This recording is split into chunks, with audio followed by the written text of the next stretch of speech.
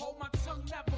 I say what I feel, look you in the eye, never ran, never will. Hold my own destiny, both hands on the wheel. In the darkness they found light, so at the top of your lungs scream, this ain't life. So when they move left, you move right, you move right. Hold my tongue never. I say what I feel, look you in the eye, never ran, never will. Hold my own destiny, both hands on the. All right, everyone. Welcome for another episode of Rabbit Holes here at LUDE Presents. Appreciate you stopping by. Those of you that are new, again, this is just kind of that hour car ride with someone you don't know, and you learn a little bit more about them, and hopefully you have a good time doing it. So tonight we're going to do that again. Again, we're going to be in the comic industry. We're going to talk to a publisher tonight. I've got Kylar from Foregin Press Comics coming on to join us here. Let's give him a hello here. Welcome, Kylar. Thanks for coming on. Thanks for having me. Yep, very welcome. So tell me and the audience, whoever's listening, tell us about Foregin Press Comics. What is that? What do you do? Foregin Press Comics, we are a independent comic publisher based in Oklahoma that our goal is just to, make great comics, and to, more importantly than that, it's to build a community and to educate the current comics community, and to make sure, that we are helping people that want to get in, or that even if people who are already in and have questions or want to learn new things, that's kind of our whole goal, is just to get people involved and to help people learn and to help foster that sense of community and those values that we want to embody as a company. Yeah, that's really, really cool. Interesting. How long have you been in the industry for you to take on something like that? Well, I've been in it for, I think I started in 2016, I think 2016, so about 6 years.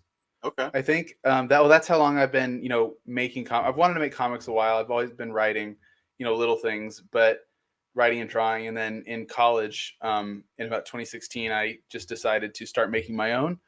Yeah. And originally Foregin Press was the name that I just came up with, or that one of my friends helped me come up with for my personal brand. I just needed like a website name or something like that. And I always knew I wanted to have to build a publisher, but it wasn't until probably about, I think I could probably say really in 2020 that I really started to take steps to develop it into an actual publisher, where I wasn't just self-publishing my own work. I was actually, bringing in other creators and trying to make projects through that. So just curious, like how did it start? Were you an artist first? Like you like to draw? Is that how it started? I like to write. I've always liked to draw, and I like to write ever since I was in elementary school. And in elementary school, I always wanted to be a writer. Yeah. And then sometime in college, or not in college, sometime in probably middle school or something, is when I first started to get into comics. I really started to like drawing. And so I was drawing a lot more. And then even up till probably sometime in college, I never really considered wanting to be an artist, because I always just thought, my art's not that quality. I teach elementary school, so the way someone else phrased it recently that I talked to on my own podcast, they said their art is impressive and is good enough that it can impress fourth graders, which is about where mine is. Yeah. But I kind of just hit a point where I was like, you know what? There are plenty of creators, plenty of artists whose work I love that other people don't, and plenty of artists whose work I hate, but other people are all about them. And so I kind of just, that was kind of my realization, that everybody kind of has their thing. And so I was just like, forget it. I'm going to make my comics, and if someone likes it, great. If someone doesn't, oh well, I'm still making what I want to make. No, I love that approach. You can't do it any better way than that. And I mean, you were smart enough to just go about it that way. But I guess one of the questions I asked, one of our last guests about comics was, so you basically said you did the entire process on your first ones yourself, right? Yeah, the first few I did were just like, my goal was I wanted to make a whole superhero universe. And I knew a lot of people in indie comics make that mistake of, I'm going to build my own Marvel. And then they start by like drafting this big narrative, and each one in like a 50 issue thing that, they can't afford to make, they don't know how to make, they're not good enough to make. And so I was like, I'm not going to make that mistake. So instead, I was going to tell like short 7-page stories, 7 or 8 page stories about different characters and kind of build the whole thing.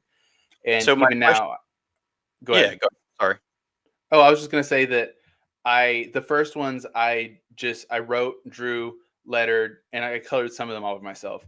And then, but the first books I actually published that I self-published, I did everything except color them because I'm not a good colorer. I'm a little colorblindish. So I just kind of was just, I'm not going to do that part. I outsourced that, but everything else I did on my own.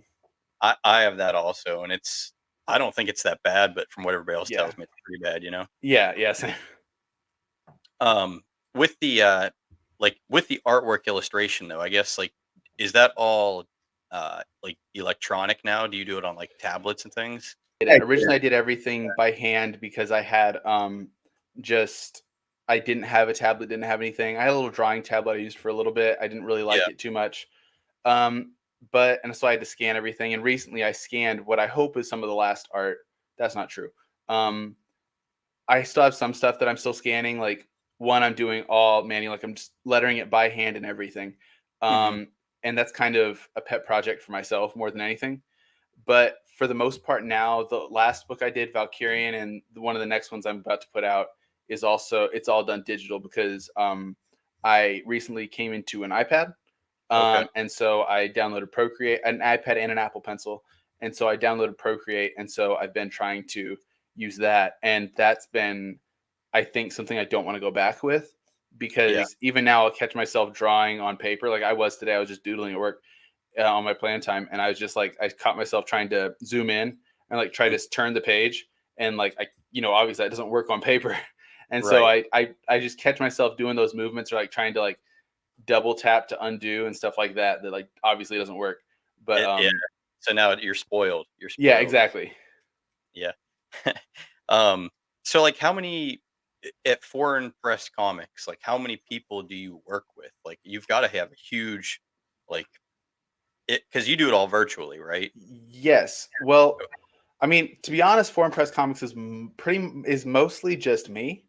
Okay. Um, and that's kind of, relatively the norm, obviously on other projects, because for the most part, up until, like I said, up until about 2020, Foreign Press was all just my stuff. It wasn't really a publisher; it was just the name I put to my stuff. Yeah. And Right. so it was just me making things. And then in 2020, I put together an anthology, and then for COVID, I was like, oh, this won't last very long. Let's do something positive. We donated all the proceeds to feed the children Awesome. or save the children. I don't remember which one. Anyway, Both. we one of those. We donated all the proceeds, and then we recently did another anthology.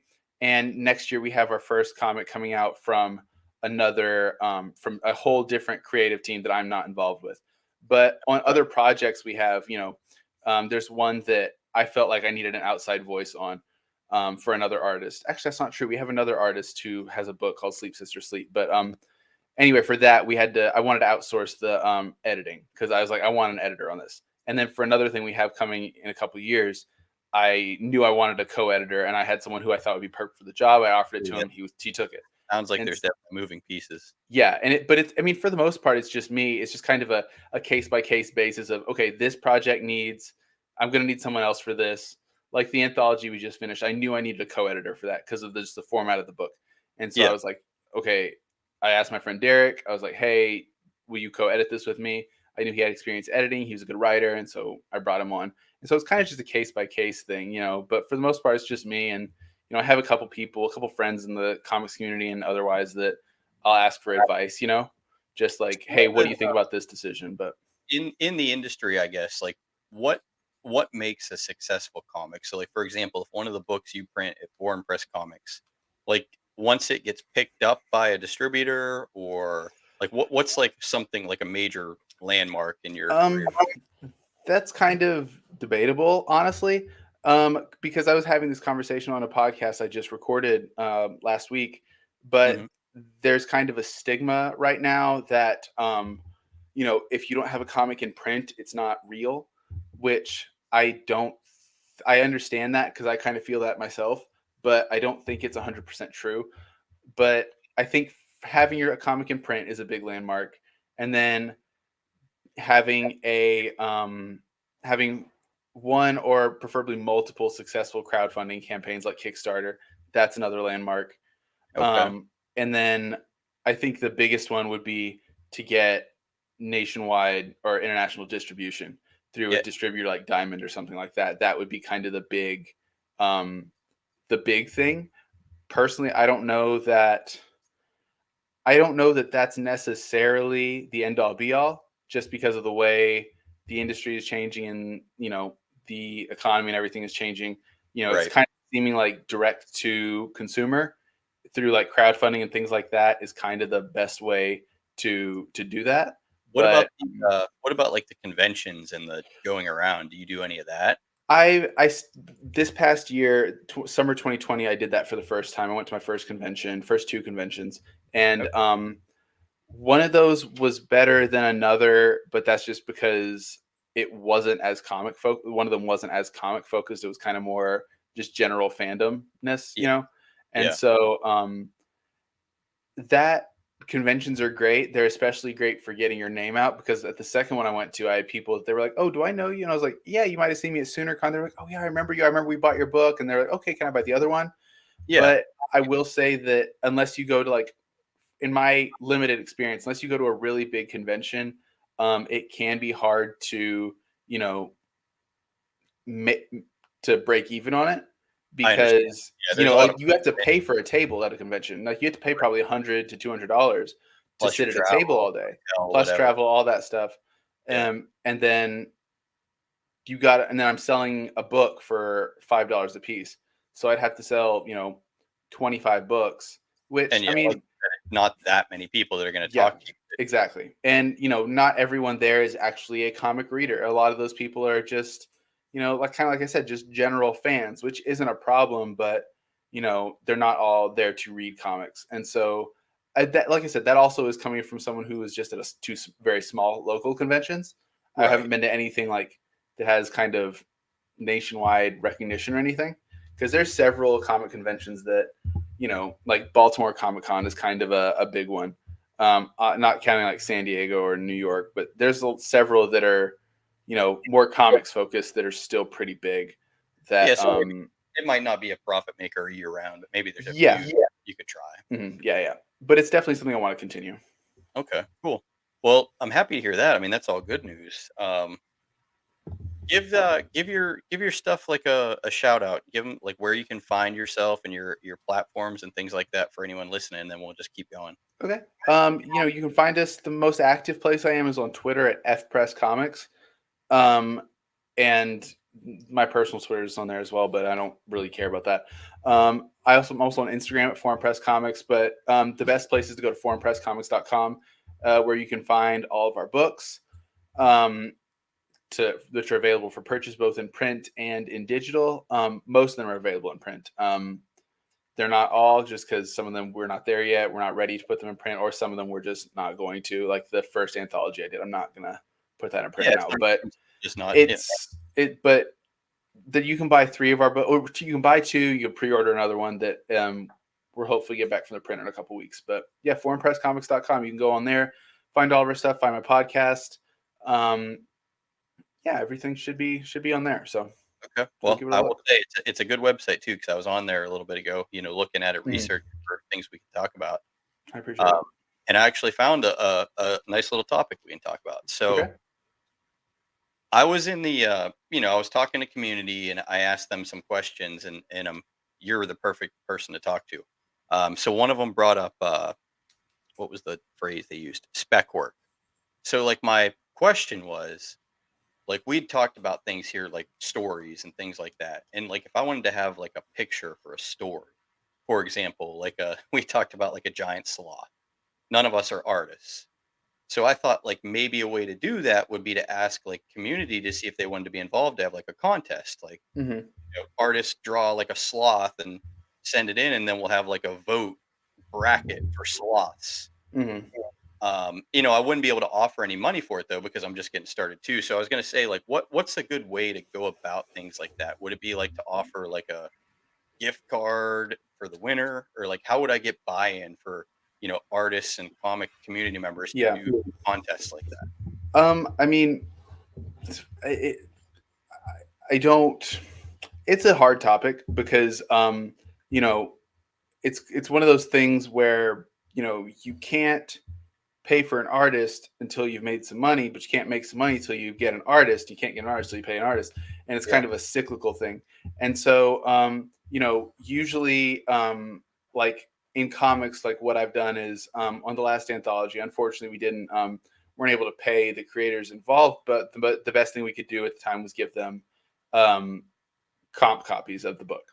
So that everyone got 3 free copies of the book. Plus they were able to buy extra ones at half price, at the same price we'd sell it to retailers. So we did that. On other ones, like on future projects, I'm able to pay, but I can pay maybe lower than what the normal rate would be. But again, they're getting comp copies plus a percentage of profits. Yeah. Something like that. So, but for something like that, I'm not really sure. I would just go and try it because I think you kind of be surprised how many people are down for stuff like that. Because I've said it on some other episodes, but I don't know if you would have heard them. But like basically, my whole premise on this show, I'm just getting started. A lot of the people I know are just getting started, and those are some of the most interesting conversations you could have. So the premise is to bring people on here to help them get a start, help me get a start.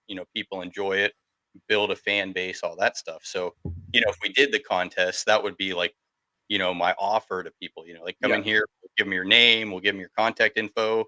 Take part in this contest for a drawing of a sloth, So Yeah. I think I'm gonna try that here at some point, but I just wanted to get your take on it. I don't wanna do anything that's not right, and when they said the spec work, I wanted to kind of understand that a little bit more. Yeah. And it's like I said, it's a hard topic to maneuver because, and again, it goes back to another conversation I was having recently. I don't remember with who, but like a lot of comics people don't like when people say, "Oh, I'll pay you in exposure," because like really, I just spent hours making this artwork. I need more than just exposure. I want something that I can actually use. But I also don't. I think that the part of the problem with that is that we kind of discount how important exposure is as well. I still think that people need to be paid what they deserve, but I do think that exposure is a little bit, in a way, undervalued.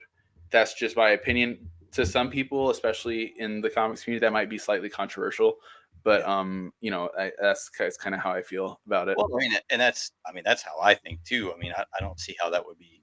I don't understand how they wouldn't think that way because just like anything, the more people to put eyes on something, the better chance you have of people liking it and it getting somewhere. Yeah. I just think it's a good opportunity for people if they wanted to. For sure, and especially it's just a good way to get fan involvement and to get people who are into what you do to be involved in your thing. And the fact that they could have opportunity from it and even come on the show and talk or whatever, just opportunity. But hey, everybody, we'll try some things. So what's your favorite book that you've had a part in, like, or maybe your most popular book? What has been your most successful thing you've done thus far with Foreign Press? I think probably the one I'm most proud of, and the thing that has had the most success, just because it was through a Kickstarter. Because one of the ones I'm most proud of is my book Valkyrian, because that's the one that at convention sells the best. It's the one that it's the first book I did digitally. It's like one that I'm really proud of, because the first book I did, I wasn't a fan of the lettering. So I hope that doesn't make too much noise. Is Fletcher Cross, which the only reason I have this is because it's actually not the real copy. It's just a proof. So that means it's the one we had to make sure everything was done correctly, and you can kind of tell that it wasn't. There's a little white border around the whole thing. But Fletcher Cross is the book that we did on Kickstarter. We tried it on Kickstarter in 2021, and then just to pause you there, Kickstarter, I just learned about that too. So basically Kickstarter is something kind of similar to what we're talking about in a way, but so basically you ask for people to donate to the book to complete the book, and then once the book's completed, they get copies of the books or something, right? Yeah.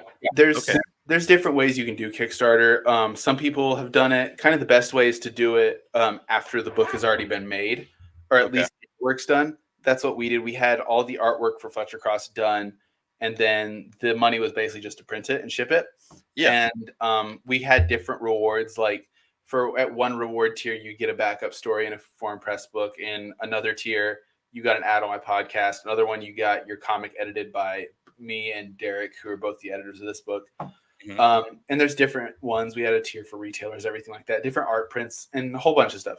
But so Kickstarter we did it in 2021, weren't successful, tried it again just this past June, and we got it done. We got the funding we needed. And so that one, just because we probably started that in, I don't know, probably December of 2020, January 2021. And so it's been, in the grand scheme of things, it hasn't been that long, especially compared to a lot of other comics. But in terms of, just, it feels like it's been a while, especially because we had that first one that wasn't successful. So, I'm really proud of it. We raised, I think, $2,700 and a little bit more than 2,700. And then, I don't know, we have 28 different creators in this. Yeah.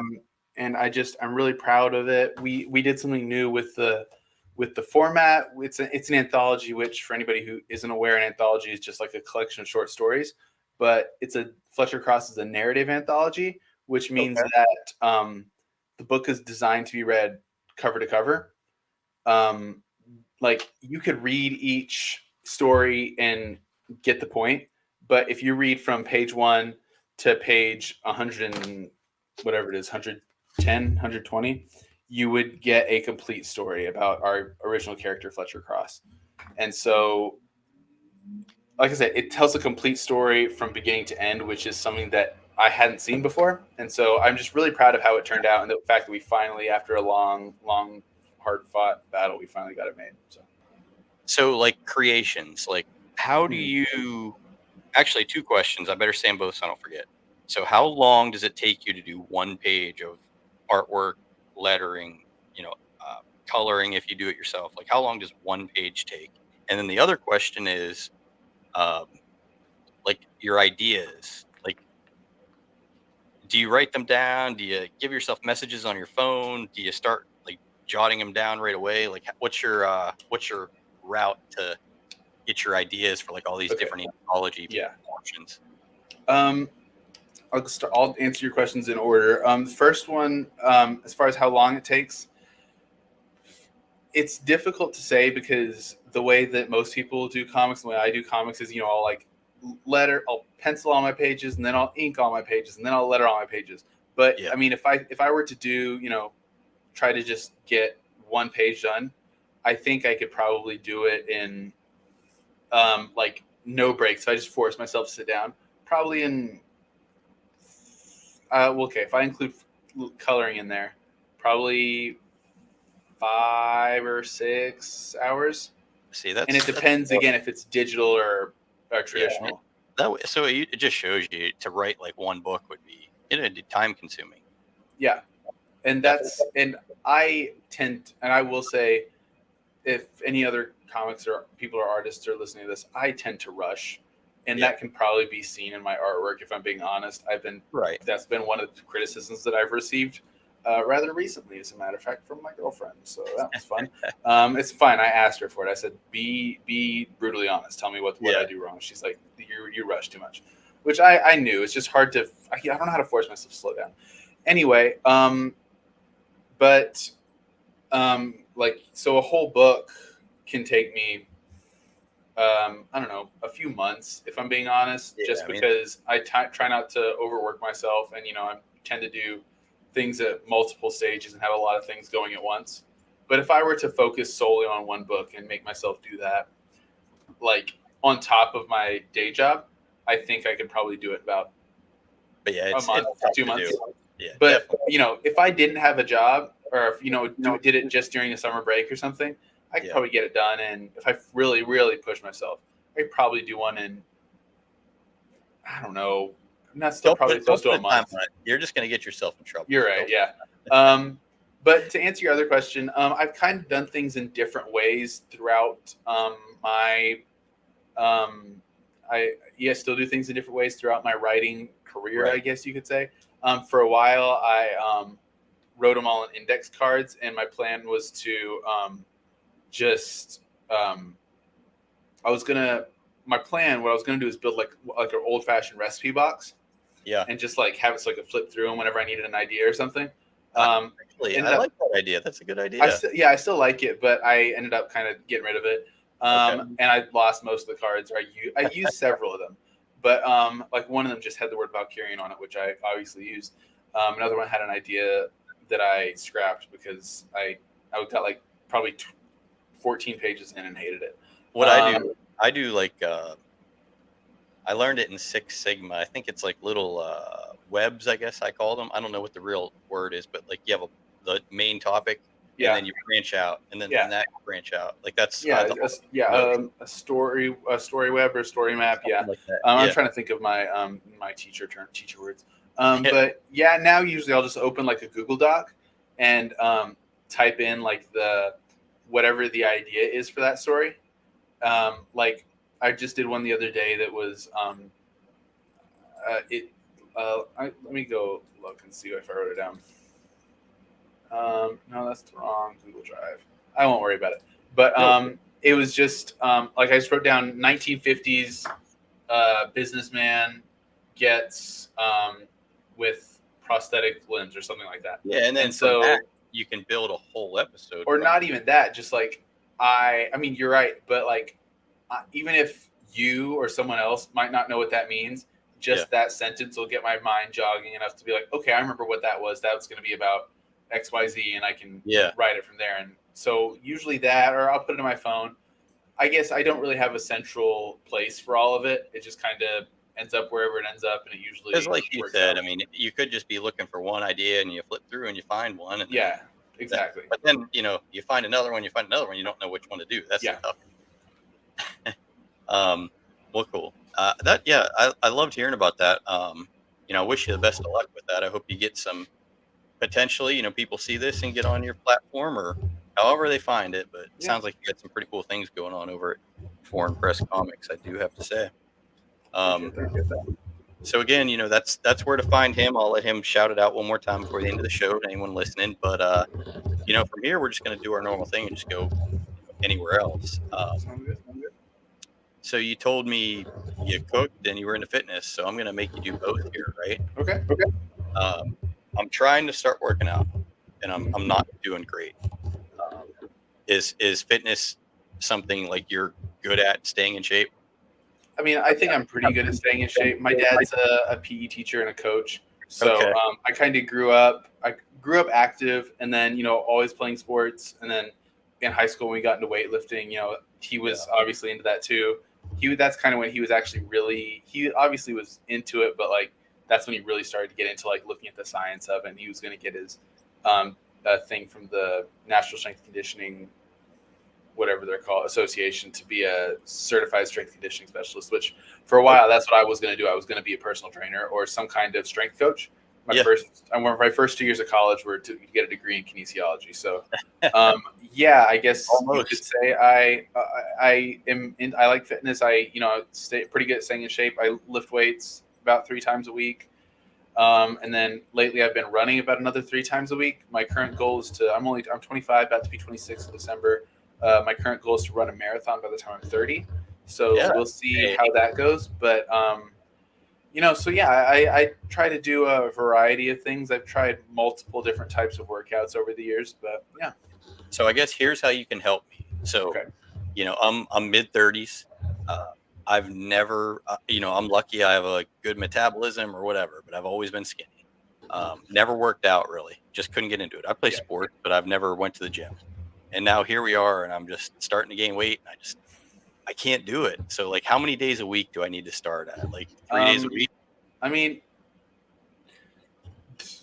yeah, probably I'd say 3 days a week is probably the good thing. And the thing that, you're mostly going to see, and the thing that people don't like to hear, including myself, is that 99% of, or I don't know about 99, probably 90% of working out is your diet.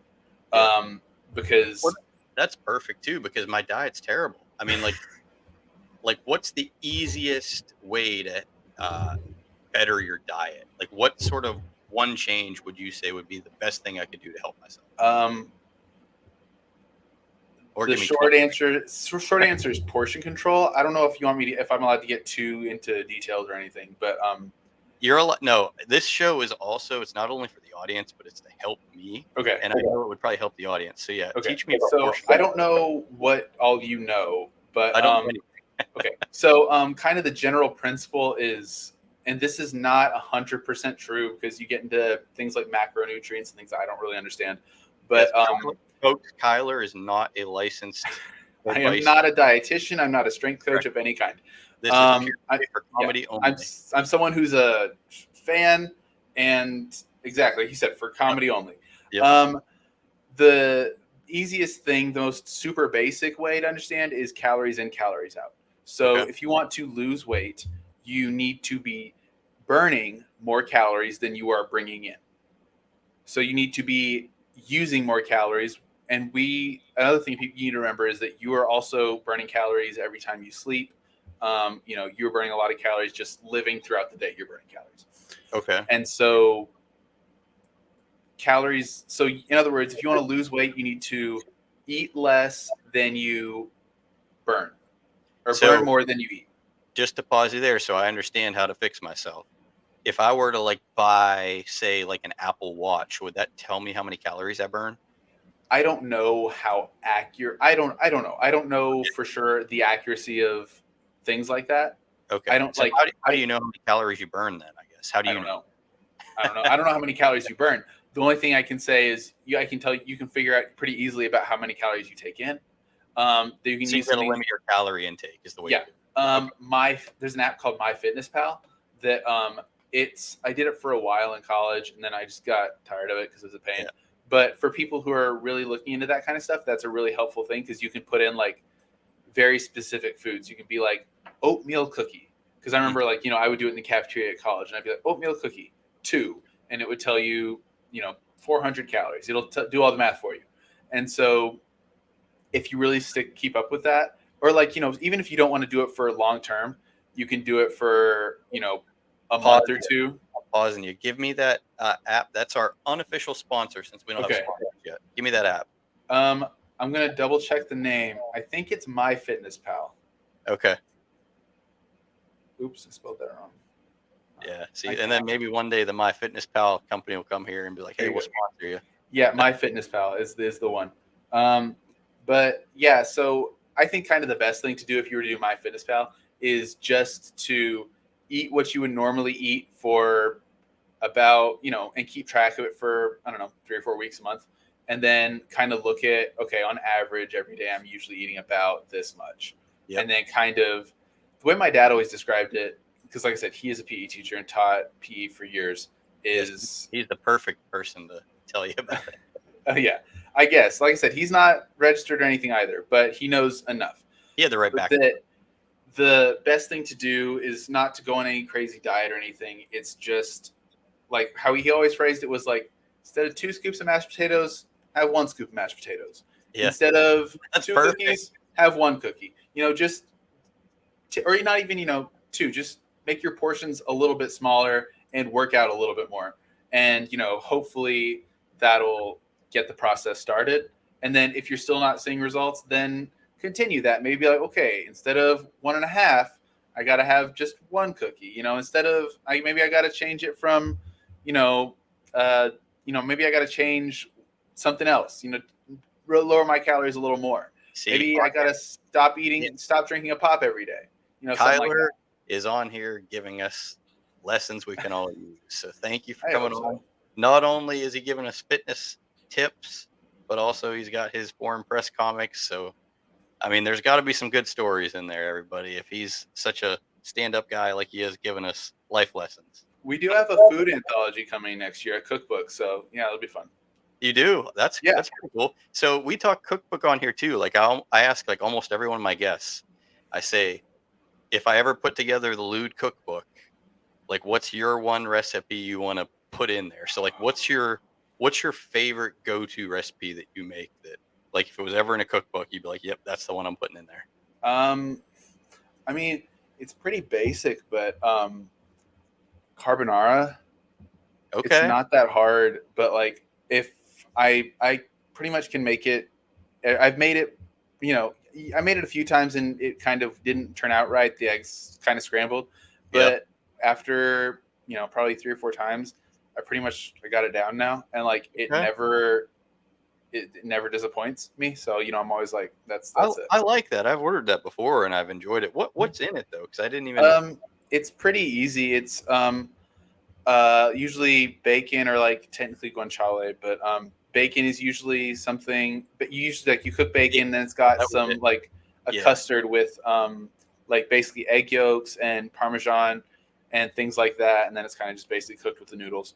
The Yep. best thing I saw, the one thing that I learned recently for it is, and this sounds weird, but it works.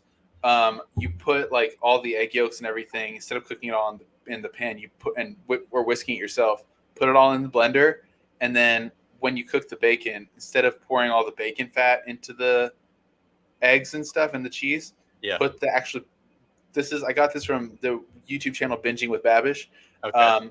He put the bacon in the blender, and so it got all blended up into the sauce. So there weren't like chunks of bacon in it, but it still had the same taste to it, and that was I that like was I like that was a game changer for me. you get the taste of bacon in every single bite. Exactly, in every bite, and that was that. Like I said, I've done that like the last 2 times, and that made I'm it for me. Did you ever? I think what I'd do in that situation is I'd maybe leave just a few of the pieces crispy, and then the rest of it I There put you in. go. That way, I still get a crispy piece here and Yeah, there. that's a good idea. There you go. That sounds awesome, though. Yeah. Hey, I will say, Kyler, with your authorization, if I ever do it, that one's gonna make it in there because Okay, all right. I love making us so hungry when we leave here. We just have to go Yeah. eat something unhealthy. Oh yeah. I know that's what I'm gonna do right now, just thinking about that carbonara. So, Yeah. I'll find something to eat. God, I love just making everybody want to go eat after these when we do them late. Yeah, so that was fun. That's our normal food talk of the evening. Um, so are you into another thing we talk about a lot? It's like movies, TV. Is Yeah. there anything like you enjoyed lately, or you'd like to say was something good? Or I'd love for somebody to come on and say something that was really bad. I'd like that too. I can't think of anything I've watched recently that I didn't like. Um, I, I, and this, I don't know, this is probably blasphemous to someone.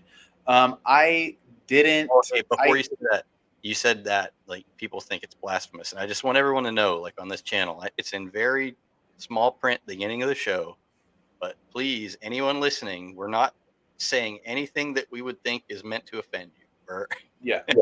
that's what worries me about these podcasts is because Mhm. if you say one thing and it means nothing to you, there's somebody out there that Yeah, means something too. It's no, exactly. we're not trying to do anything bad here. So yeah, go ahead and tell me. But just And want to get this, that out there. just to my taste, I could not get into House of the Dragon Okay. or Andor.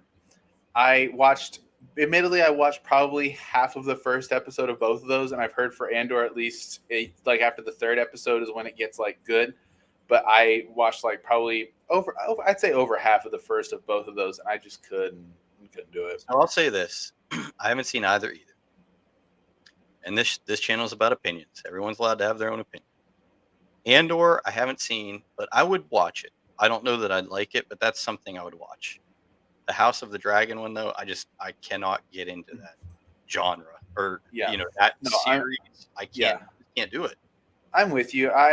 It took me a long time to get into Game of Thrones in general, but Yeah, I was one of those people like there was like the fourth season of the show, and I was like, I'm gonna be cool. I'm gonna read the books first. So I read all the books and then caught up, and I was like, well, shoot, now I got to go back and watch the show because he's not making any more books. you're like one of my kids, man. They read all the Harry Potter books before they could watch the movies. They do Well, it that's what wrong. my mom made me do. I mean, I did that mostly because the movies hadn't come out by the Yeah, time I watched them. But or the books, the movies hadn't come out by the time I read the books. Anyway, so yeah, fantasy is just a hard thing for me to get into. Andor, it's hard for me to force myself to watch because I'm a big time Star Wars fatigue. So, especially, go ahead. what's a fatigue? What's that mean? Fatigue? Yeah. Like I'm just bored, Okay. tired, Yeah. exhausted of it. That's what happens. Well, I was never really that big into it, but that's where I'm at with it now. Like there were a few of them I thought were okay, but it's like, I mean, how many of them are you gonna put out now? I think it's, one,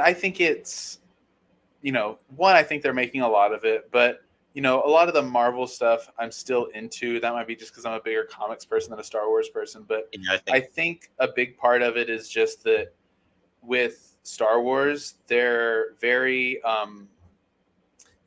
I know you said you're not, I haven't always been a huge fan of that, but the newer, all the shows that they've come out with recently have all been taking place prior to any of the new movies that came out. So they've all been like the Mandalorian and stuff. That's all after Return of the Jedi that came out in like the 80s. That's and what I then can't piece it all together because I'm not familiar with it. And then like the Andor show, like that's in between. That's before A New Hope that came out in the first movie that came out in 75 or whatever. Andor, was that the Ewoks? Endor is the Ewok planet. Wait. So it's not the same one. Yeah. No, Andor is a guy. He's did you see Rogue One? Okay, I was thinking it was on the Ewok planet. So now I wouldn't watch it. No, and Andor's the movie Rogue One that came out, which is a really good movie. Well, I say it's a good movie. I fell asleep in the first half. The second half of the movie is awesome. The first half was boring.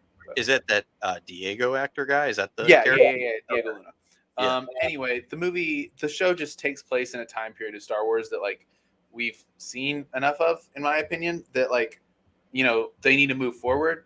Because that's the good thing about Marvel, that I think one of the reasons I'm not as tired of Marvel is that Marvel's at least continuing their story and not just telling, oh, look, here's what happened before Iron Man. Here's what happened way back when. It's continuing. And so it needs to continue. And Star Wars isn't continuing. It's just staying in the same thing for nostalgia and for money purposes, which is boring. So this series, and that's like the same for me as like movies. Like I can't follow things like that, even in movies where they jump different eras. Like if they go future, past, like I can't follow what's going on. My brain just doesn't work like that for some reason. I don't understand it. I mean, I can follow it. I just don't like it because I don't know. I feel like prequels are hard to do because a lot of the tension is gone. Yeah. Like, I know what's going to happen. I know that this character is going to survive because he has to be in whatever happens next. Yeah. And so I'm like, it's kind of the whole thing with the Marvel stuff. Like, okay, because they announce all this stuff beforehand, like years and years in advance. Okay, well, I can basically sort of semi-predict what's going to happen now because you've told me your next 12 movies. So here, question for you. Since I don't really follow the comics, all the Marvel stuff, like, when I see it from the outside, I just see like they're just coming up with crap out of left field. Mm-hmm. Does it all follow the storyline of the comics? No. It's all one of those things like it's all based in a comic. Like Civil War was a comic. And I'm going to spoil Civil War, the movie. Have you seen Captain America Civil War? Go ahead. I'm not. Okay. Well, it's the one where Captain America fights Iron Man. And it's based on a comic which was based on the idea that, superheroes have to register with the government now. And because of this big thing that happened. And then it results in a group of superheroes siding with Iron Man, a group siding with Captain America. They fight each other, blah, blah, blah. And so the movie is still called Civil War, and they still have the concept of there's a team Iron Man and a team Captain America, but it's not the same. There's a lot. The impetus for the conflict is different. Same with Age of Ultron. Like it's the same in name only, pretty much. And so it's not. It's all kind of inspired by the comics, but nothing has actually been based on. This is this specific comic run. Basically the same thing that happens probably in your office and like here at the office at LUDE. We go into the think tank. We know that we want to talk about blank, and then we just come up with all kinds of other crap about blank, right? Yeah, kind of. And it's a little bit different because, they have a general blueprint. Like they know, okay, Thanos is a guy who wants to collect Infinity Stones. Yeah. But how they get there and what they do is like they know the beginning, they know the background, and then yeah, exactly. And they just kind of, die. and they do drift off a little bit in the ending here and there. Like they changed up the new in Shang-Chi, the new movie that came out last year, but in Shang-Chi, like in the comics, he has nothing to do with the 10 rings or anything or any magical stuff really at all. He's kind of just a martial artist, and they've taken liberties with him to make him fit their whole narrative. See, but yeah, it's all just kind of that gives me a different outlook on it. So I'll be Yeah. honest with you. My kids watch those movies, but I never pay attention to them just because I always thought I had to like kind of follow along to know what was going on. But like to know that I can just kind of jump into one, not know anything, and just roll with it, right? From the I mean, for the most part, yeah. The movies, you kind of need to know what's gone on in the movies, but with the way media is now, you can pretty much find that pretty easy online. Like, pretty much everybody on YouTube or, somewhere has an article So or you a just YouTube need a video about. basic backstory, Yeah. and then you kind of catch But up. I mean, the comics, I will say the comics are kind of a detriment in a way because, like, I know that they just dropped the Ant-Man trailer like yesterday. And so I know, like, okay, I know that the bad guy in Ant-Man's Kang, and I know he's a time traveler, and I know that they announced that the movie's called Kang. I have enough background knowledge that I can kind of fill in the blanks. Yeah. But, which again is kind of to my detriment, I think. But so I kind of am envious of people like, you, or I mean, I know you said you don't really care that much, but like people who don't have that prior knowledge because they can go in and not have any idea what to expect. They're just here for a fun time. But, like one of my friends, she has no idea what's going on, but she loves it, loves the movies.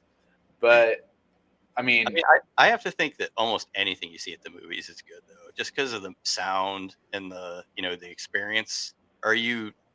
Do you understand what I'm saying? Like you see something there, it's way better than seeing it at home. Is what I'm saying. I think so. Yeah, for the most part, at least like the big blockbuster things are. Like your Fast and Furiouses, Dune, things like that are big.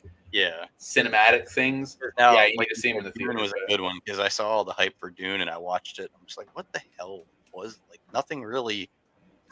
Yeah, I don't really get Dune. Dune's one like it's it's one of those like classic sci-fi novels. Yeah, that, like I've wanted to read, but every time I look at it, I'm like it's a big book, and I could watch the movie. And so I watched the movie, and I watched it on. Luckily I just bought a new TV. It was a pretty big TV because before I was working with one that my parents had given me when I went to college, so it was like like 30 inches or something. And so I finally was like bought my first big boy TV. And so I got to watch Dune on that. So at least it was better than the little screen, but it's still, I was like, this is a movie that needs to be in a theater. Yeah. But exactly. it's just, but there's a lot of like the lower key stuff, like a lot of comedies and things like that I'm like, this is fine watching at home. Like I don't need to. It's very rare for me to see a movie that I'm like, oh, I have to see that in a theater. Well, I will say the one I talked about in the last episode, but I'll say it again because my wife and I loved it. We saw Nope. Have you seen that? No, I'm not.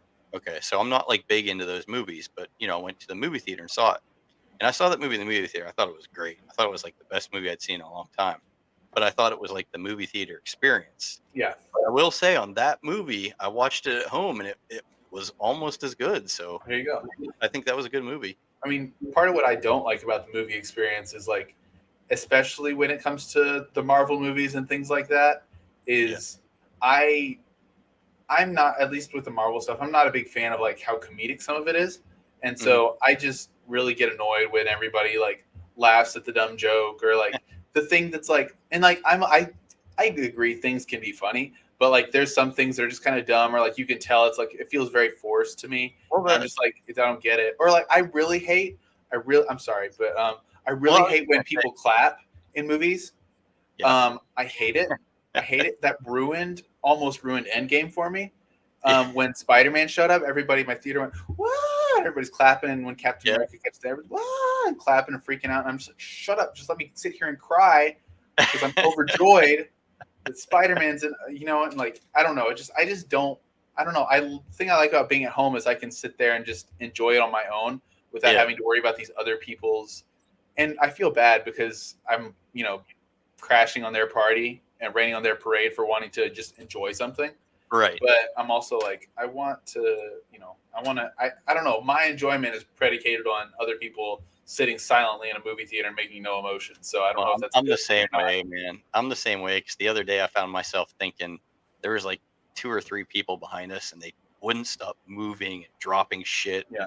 and talking, and like I'm like it took all I had not to just be like, "Come on now, Jesus, shut Yeah, up." I did do that one time, and like when Thor Ragnarok came out, I turned around and told some high school to just shut the hell up. And I regret. I think part of me did it because I was with my friends, and I was like, with my girlfriend, so I think I wanted to show off my girlfriend at the time, and so I was like, I'm gonna be big until these kids. Also, I mean, I was genuinely annoyed by them, but Yeah. and they did shut up. But I turned, I was like, will you guys shut the hell up? Or I don't know if I said it to them. Anyway, whatever I did, I said something, and my friends were just kind of like looking at me like, "Are you good?" And I was like, "Yeah, I'm fine. I'm sorry." Yeah. And then Luckily I didn't, but yeah, I mean, I I wanted. honestly regret it, but it is what it is. I did it. Have you ever had so like, I mean, if you don't want to talk about this, you don't have to. But have you ever had outbursts like that? Like, you know how like there's road rage and there's Yeah, like I haven't either, but like there's moments where I'm just like, thank God I didn't say anything, yeah. So I can tell you a story that I've told on the show before. Probably nobody heard it because it's a new show. So listen to this one. I was at a grocery store checking out, and my wife had me buy her a big chocolate bar. And this is the closest I've ever came to like coming in a fight with just a random person. Yeah. So it's a chocolate bar. I had to go the whole way to the store and get her for like s'mores, but she needed this special chocolate.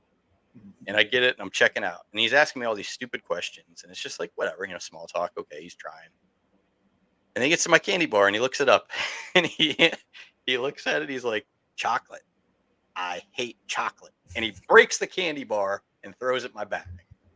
And I had my kids with me, and I just stared at him. I was moments away from going absolutely crazy in the middle of the store. I couldn't believe he just did that. I couldn't have handled it. I couldn't have. I've been done. It took all I had because I had 2 kids there just looking at this. They saw the whole thing too. That we got out there like, what just happened? I'm like, he broke our chocolate bar. Yeah. No, I mean that's the thing about like being a teacher. I mentioned that earlier. Like, so we had parent teacher conferences last week, and I'm not going to say any details, but every once in a while you just get talking on the phone to a parent, or just sitting across from one, or another teacher, or just a student, where the thing about being a teacher is you can't show any kind of emotion like that. Yeah. Whether it's with a parent, another teacher, a student, anything, you just got to sit there and be So like, listen, I'm going to save you. Okay. I'm going to stop you right now. Yeah. Don't say anything about your students or your parents. Oh no, I wasn't going to say anything in particular, but there are plenty of times you have to bite your tongue. So I'm with you. I'm going to say it for you. I've got 4 kids. I coach teams. Kids are a pain in the ass. they're never not going to be. I mean, you gotta love them, but God, they make you go. I lost my hair because of kids. I swear, I'm gonna blame it on that. Probably not true, but I'm gonna say it was the kids. That's fine. I'll accept it. I give you all the respect in the world for being a teacher, because I'm not quite sure how you handle what if you don't mind. Like, what age gap are you? Like, I'm elementary currently teaching 5th grade science. Okay, so I have a 6th grader. So yeah, I know what you're doing. No, I taught 6th grade one day for my student teaching. They needed a sub, and so I had to go up there for not even a whole day, just for 1 hour. And I was like, I'm good. Yeah, that's it. That's all 6th grade I can do. I'll just never do it again. And 5th grade is about the highest I'll do. The only reason I really took it is because it was in my hometown, and I wanted to try something new. I haven't hated it, but it hasn't been my favorite grade of the grades I've taught. So yeah, I mean, don't get me wrong. I remember 5th grade. I thought I was pretty. Our kids were good in 5th grade. I mean, I don't think it's a bad age. I think even tougher than that probably would be like the kindergarten, first grade. Because boy, I don't know how they do that one. I don't know, because 1st grade for me, like, or anything lower, like 3rd grade or below, they'll, at least in my experience, from what I've heard, it has a lot to do with being a male. Okay. But they'll listen to me. Especially if I raise my voice, they'll listen. But they'll get scared. For a lot of them. Well, there's several who won't, but they just kind of like, I've made, like, my 3rd grade class that I taught a couple years ago, the 1 or 2 times I had to really raise my voice on them, they got real quiet. they got real quiet real fast. You must command respect because I coach a 5-year-old T-ball team right now, and not a damn one of them will listen to anything we say. None of the coaches. It's different. When you're on a playground or in a gym or anything like that, it changes. But when I'm in a classroom or in a school building, they'll listen. Like I had to do like the bus lines, and I would if I raised my voice the right way, I could get everybody quiet in that hall. I could get them not moving for the most part. Here's what I'm gonna take it to like the baseball federation next year. I'm gonna say I want practices directly after the school bell rings, right by the school, so they still think they're kind of in school and they have to listen. Maybe that might work. Yeah. Oh gosh. All right, man. Well, hey, I think we're gonna wrap it up here, Kyler. I really appreciate you coming on. Go ahead and give all your platforms and your work and stuff one more shout out. Go ahead and take as long as you need. I appreciate you coming on. I had a great time. Hope to hear more from you. And after you finish up, I'll finish up my thing. Okay. Okay. Sounds good. You can always find Foreign Press Comics at FPress Comics on Twitter. That's the main place where I'm the most active. Or foreignpresscomics.com. That's where you can find all of our books. You can hear about everything new we have coming up. Sign up for our email list. We have a few new comics coming out soon. And I guess I'll announce it for the first time here. We have our webcomic Outlaw Country is coming back. It's a crime comic set in Oklahoma, inspired by my love of country music. Cool. It's the third issue is coming out, and I'll get the revamped first 2 issues. They're available for free online. Also in January, this is the new thing. We'll be having a weekly comic strip called Peter the Fistronaut. It's Star Trek, the original series, meets Calvin and Hobbes. That'll be, like I said, that'll be weekly, all black and white, all hand drawn, hand lettered by me. That's the only 2 things I'm really gonna announce at this time. We got plenty of other things coming out next year, like I mentioned, the cookbook, things like that. But the only other thing is you can find our podcast at on just look up Comics Unscripted on wherever you look up podcasts, and we mostly interview comic creators. But it's honestly, I think for a lot of people who create or write, I think there's some value in it for anybody. So, well, I mean, I'll offer myself up if you think I'd be any good on there. I'm willing to partake because you were a great example of what I want on the show tonight. So for you, I'll let you stick around for my goodbye.